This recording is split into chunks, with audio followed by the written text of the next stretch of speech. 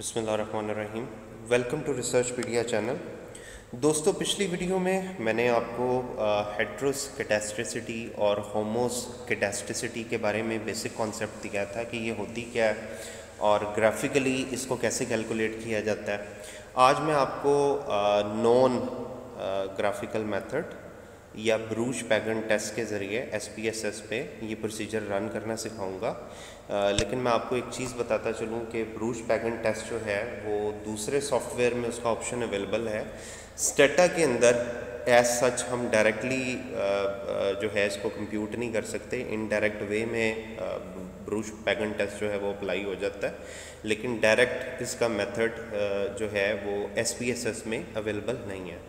तो SPSS के ज़रिए ब्रूच पैगन टेस्ट अप्लाई करके किस तरह से आप पता चला सकते हैं कि आपका जो आपके जो रेजिडुअल हैं वो होमोस कैटास्ट्रिसिटी उनमें एग्जिस्ट करती है या नहीं करती। तो इसके लिए जो प्रोसीजर है वो ये कि आप मतलब इसको हम 2 स्टेप प्रोसीजर कहते हैं।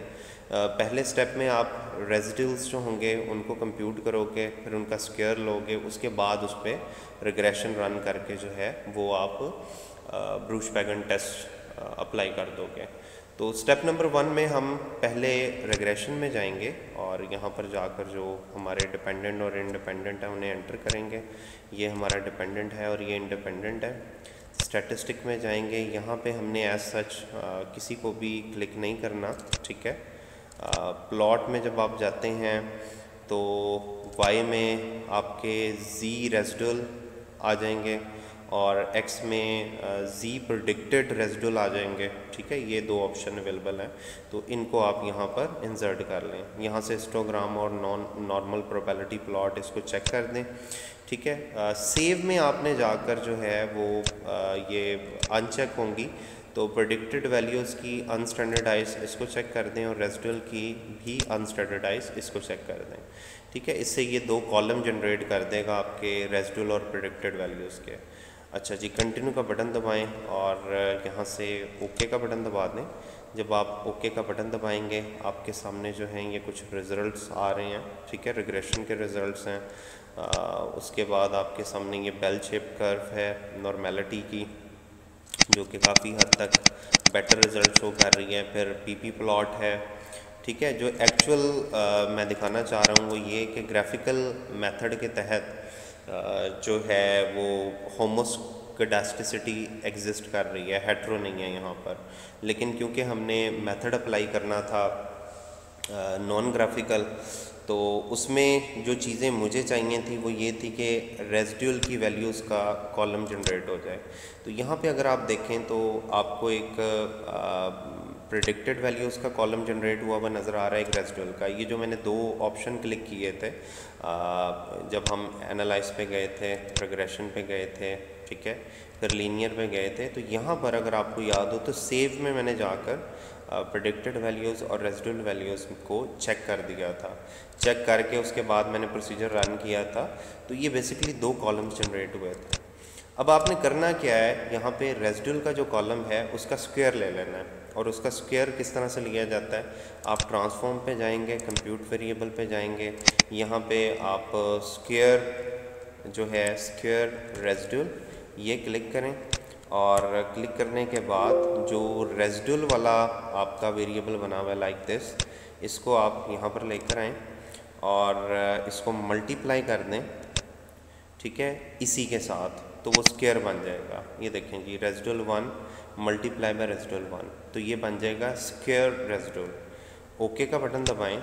जब आप ओके का बटन दबाएंगे तो आप यहाँ पे डाटा में जाकर देखें तो स्क्वायर रेजिडुअल जो है वो आपका क्रिएट हो चुका है।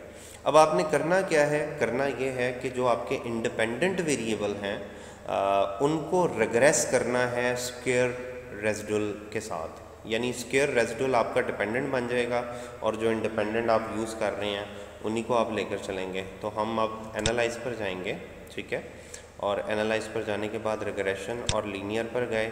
इंडिपेंडेंट को इंडिपेंडेंट की जगह पर रहने दें, डिपेंडेंट की जगह स्क्वायर रेजिडुअल जो है वो आ जाएगा। यहाँ पे अगर हम देखें बिल्कुल आखिर में जाके स्क्वायर रेजिडुअल ये आ जाएगा।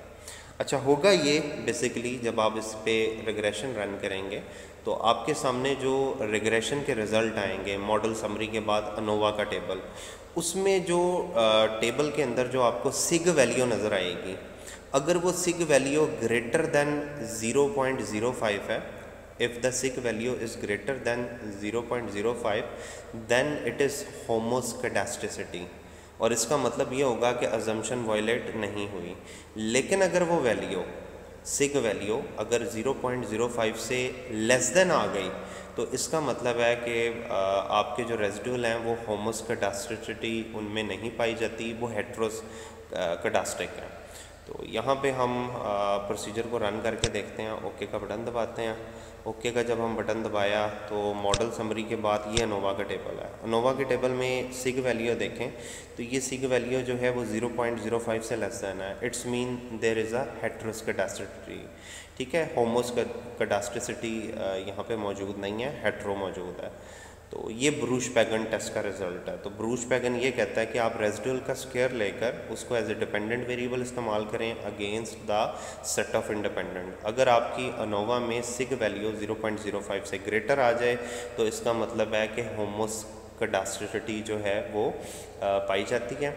ठीक है, लेकिन अगर ये वैल्यू 0.05 से लेस देन आ जाए तो इट्स मीन के हेट्रो एग्जिस्ट करती है। तो यहाँ पर हेट्रो है, हमारी अजम्पशन वायलेट हो रही है। उम्मीद करता हूँ कि आपको वीडियो की समझ आई होगी। मज़ीद वीडियोस के लिए चैनल को जो है वो सब्सक्राइब कीजिएगा। अगर वीडियो पसंद आई है तो लाइक और कमेंट ज़रूर दीजिएगा। Thank you.